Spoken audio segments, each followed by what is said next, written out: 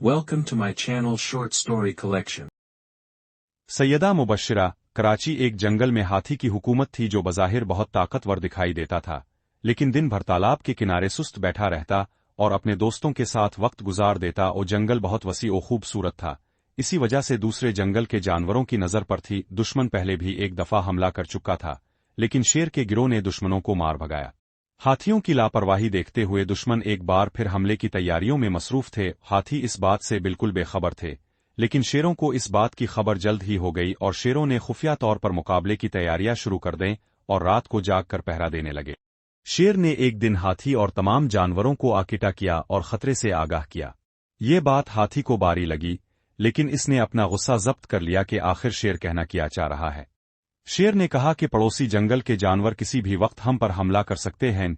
ये सुनकर हाथी जोर से कहकहा लगाने लगे। उनकी देखा देखी गैंडे भी हंसने लगे कि भला हम इतने बड़े और ताकतवर हैं और वो मामूली जानवर भला कैसे हमें नुकसान पहुंचा सकते हैं। हिरन, बंदर, खरगोश वगैरह अपने बच्चों की तरफ से परेशान हो गए और शेर की बात से इत्तिफाक करते हुए कहा कि सब जानवरों की हिफाजत बादशाह की जिम्मेदारी है। मगर हाथियों ने ये बात सुनी इनसुनी कर दी। शेर की बातों में सच्चाई थी और ये सच्चाई एक दिन हाथियों और गैंडों पर वाजे हो गई।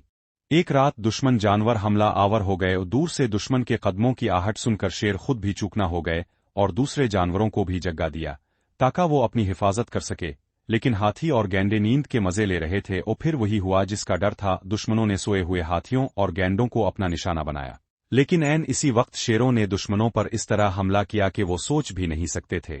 लड़ाई काफी देर तक हुई। सुबह होने के आसार नजर आने लगे और सुबह की रोशनी में दुश्मन जानवरों की लाशें बिखरी पड़ी थीं। हाथियों और गैंडों की खासी तादाद हलाक हो गई।